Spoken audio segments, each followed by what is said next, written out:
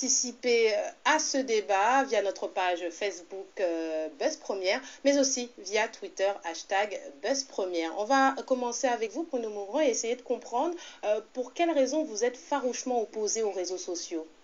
Ben en fait, comme je disais, les réseaux sociaux, on appelle réseaux sociaux, mais en fait, moi, j'ai plutôt tendance à penser que ça défait en fait tout ce qui est société, tout ce qui est social. En fait, les gens sont plus facilement, s'expriment plus facilement avec des gens qu'ils ne connaissent pas, qui sont peut-être à New York ou je sais pas, Washington, alors qu'ils ignorent totalement leurs voisins d'à côté. Donc en fait, ça limite totalement la communication avec les proches, avec les gens autour de soi. Donc déjà, après, il y avait le téléphone. Bon, le téléphone passe, au moins on entendait celui qui parlait. Mais là, on parle un truc, on tape sur un truc, on ne voit pas, on n'entend pas. C'est comme on regarde un beau plat au restaurant à la télé. C'est pas quel goût ça, c'est pas quelle odeur ça. Donc, pour moi, ça n'aide pas en fait à rapprocher les gens. On se parle plus, mais on se connaît moins. La prolifération des médias dits sociaux, Facebook et Twitter, n'ont pas abouti à un changement social significatif au niveau planétaire. Et pourtant, ces dernières années, les médias sociaux avaient été les catalyseurs de mobilisation assez importantes qui allaient des printemps arabes jusqu'à la chasse à l'homme suite aux attentats de Boston aux États-Unis. En 2011, lors des émeutes en Angleterre, le gouvernement britannique suggérait déjà une loi pour fermer temporairement l'accès aux sites de ces réseaux dits sociaux soupçonnés selon les autorités d'alimenter les manifestations. Mais qu'en est-il vraiment de l'impact de ces réseaux dits sociaux sur les événements? On constate que même s'ils arrivent à mettre en ligne sur leur site les événements, les médias sociaux ne parviennent jamais à les transformer. Par exemple, dans les printemps arabes, les médias sociaux se contentaient seulement de relayer l'information des émeutes, sans vraiment apporter de changement. Certaines de ces émeutes avaient abouti à la destitution de certains dictateurs sans vraiment abolir le règne des militaires, qui est toujours à la tête de ces nations. Dans ces printemps arabes, les médias sociaux se sont seulement contentés de relayer l'information sur la toile, Internet. Et nos chers médias avaient repris quelques petites vidéos postées sur ces réseaux pour argumenter le contenu de leurs reportages. Les gouvernements européens et américains ne voyaient pas d'un très bon œil ce printemps arabe car ils avaient peur de perdre le contact avec des régimes dictatoriaux avec lesquels ils commerçaient. Si ces médias dits sociaux, Facebook et Twitter, pouvaient apporter des changements significatifs au niveau économique et politique, pensez-vous réellement que toutes nos oligarchies régnantes les auraient laissées proliférer? Par exemple, à sa création, Facebook avait été surveillé par les autorités américaines. Le gouvernement américain, du moins l'oligarchie qui le représente, voulait savoir si ce média social pouvait concurrencer celui de la télévision. Ils se sont progressivement rendus compte que Facebook n'était plus ou moins qu'un défouloir de personnes qui venaient se réjouir, vomir ou compatir aux problèmes d'autres personnes. Facebook ne mobilise pas vraiment, il occupe les pensées par du vide, exactement ce que recherchent les oligarchies. Maintenir les peuples dans l'ignorance, occuper les esprits par des émissions de divertissement qui ne permettent plus à l'individu de réfléchir concrètement sur la réalité économique de son pays. Facebook, tout comme Twitter, sont devenus avec le temps l'équivalent de nos magazines People à scandale, type Paris Match et autres. Ils fascinent les foules par les propos scandaleux qu'on y trouve, mais n'apporteront aucun changement au niveau social et économique de nos pays. C'est pour cette même raison que nos oligarchies ne les ont pas vraiment interdits de diffusion. Les médias sociaux nous donnent l'apparence d'un semblant de liberté dans nos sociétés, alors qu'en réalité, ils accomplissent le même travail que nos médias télévisuels, occuper les esprits par du vide. Plus grave encore, certains gouvernements, dont celui des États-Unis, feraient des études pour savoir si on peut utiliser ce genre de réseaux sociaux afin de mobiliser les citoyens contre quelqu'un. Par exemple, dans l'affaire de Boston, c'était des terroristes qui étaient recherchés. Mais bon, dans le futur, ça pourrait être monsieur tout le monde, vous, moi, n'importe qui. Voire toutes les personnes qui n'acceptent pas le système économique capitaliste mis en place depuis plus d'un siècle par l'oligarchie.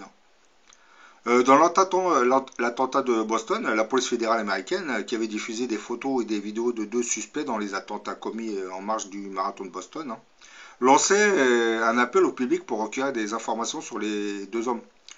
Alors que le FBI venait à peine de lancer un appel au public pour retrouver deux suspects dangereux qu'il venait d'identifier, de nombreux internautes s'improvisaient déjà détectives pour essayer de retrouver ces fameux terroristes sur le net et à travers les réseaux sociaux. Les internautes n'avaient même pas attendu l'appel du FBI jeudi après-midi pour rechercher les suspects des attentats de Boston. Et depuis lundi, s'appuyant sur les photos et les vidéos diffusées dans la presse et sur Internet, de nombreux internautes s'étaient rués sur les réseaux sociaux pour essayer d'identifier les fameux coupables. Reddit et 4chan, deux forums très populaires sur le net aux États-Unis, avaient même lancé leur propre moteur de recherche en ligne pour traquer les fameux suspects. Celui de Reddit s'appelait Find Boston Bomber, trouver les poseurs de bombes de Boston.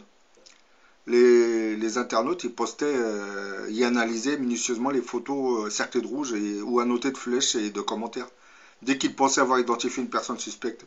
Ainsi, sur la toile, de nombreux individus porteurs de sacs à dos, c'est une indication qui avait été fournie par le FBI, après avoir retrouvé sur les lieux de l'attentat les restes de sacs en nylon, se sont-ils retrouvés pointés du doigt sur le net. Ça devenait vraiment de la paranoïa. Dès que quelqu'un avait un sac à dos, tout de suite on le pointait du doigt. Oui, c'est lui le poseur de bombes. Une fois que le visage d'un probable coupable avait été identifié, Facebook va prendre le relais de la traque.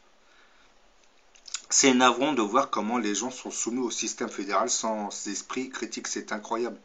Les autorités fédérales mettent en avant l'esprit patriotique pour vous inciter à collaborer avec eux en vue d'arrêter aujourd'hui des terroristes.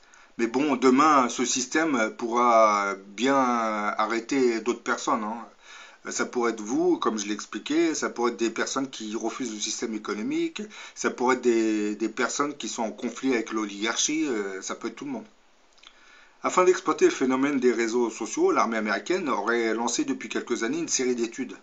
Par exemple, le service de l'ingénierie militaire américaine, la DARPA, avait lancé un défi en 2009 pour essayer d'étudier l'efficacité des réseaux dits sociaux dans la découverte d'un objet disséminé à travers tout le pays. L'équipe du MIT, c'est l'Institut de technologie du Massachusetts, avait donc répondu en 2009 au défi réseau lancé par la DARPA.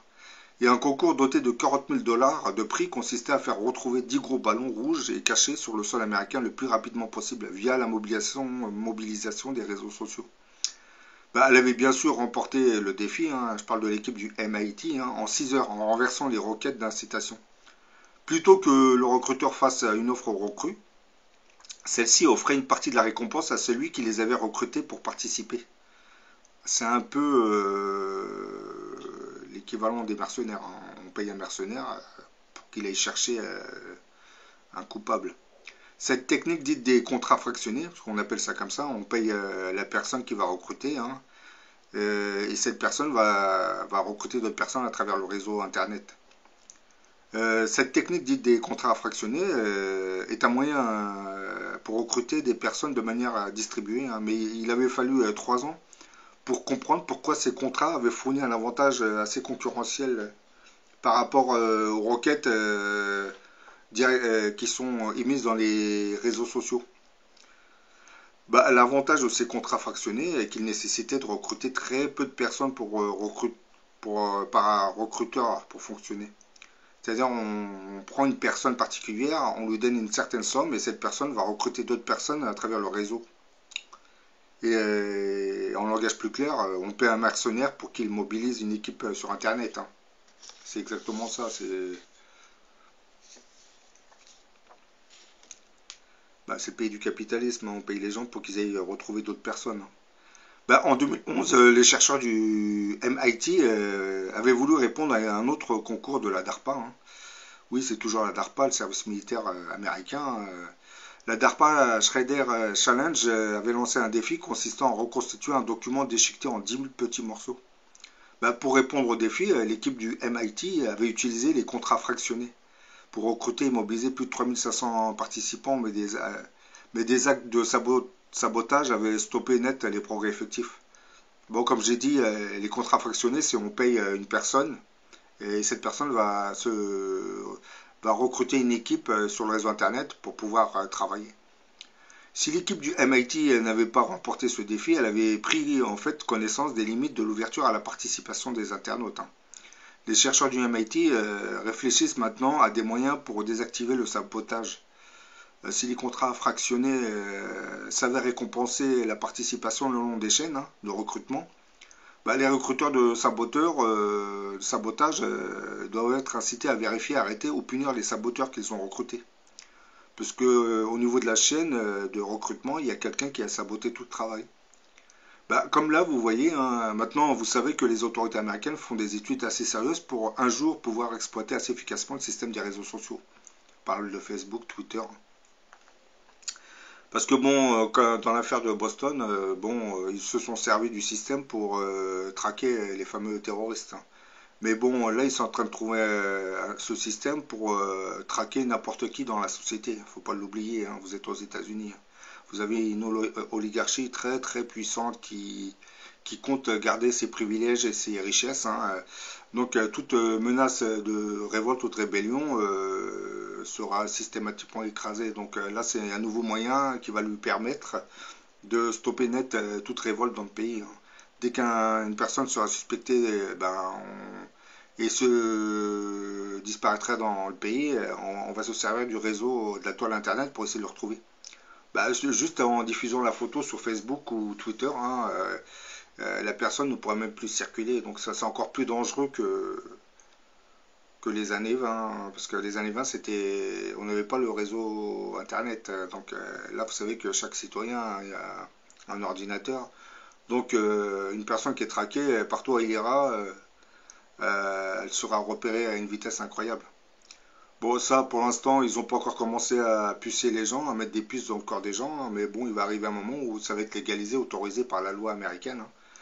Ça commencera par les bébés, on va leur mettre des puces pour mieux les surveiller, mais bon, on va dire aux parents, c'est pour le bien du bébé, c'est pour analyser son état de santé. Donc cette puce, dès qu'il y a un dysfonctionnement au niveau du corps, la puce sonnera et puis vous serez informé du problème du bébé. Mais alors qu'en réalité, en finalité, cette puce servira à vous détecter dans le futur grâce au réseau des satellites qui sont en orbite autour de la planète. C'est un peu le fameux Big Brother. Et donc là, en résumé, concernant les médias sociaux, c'est-à-dire les réseaux sociaux, ils sont là juste pour vous, je ne vais pas dire vous divertir, pour occuper votre esprit, parce que même nos politiques maintenant se servent de Twitter pour poster des tweets. Donc si l'oligarchie s'amuse à poster sur Twitter, c'est que c'est pas vraiment une réelle menace, ça va jamais menacer leur pouvoir. Donc il faut comprendre, ces médias ont été autorisés par les oligarchies, surtout l'oligarchie américaine, c'est pas par hasard. Ils ont vite compris que c'était un défouloir plus qu'une menace.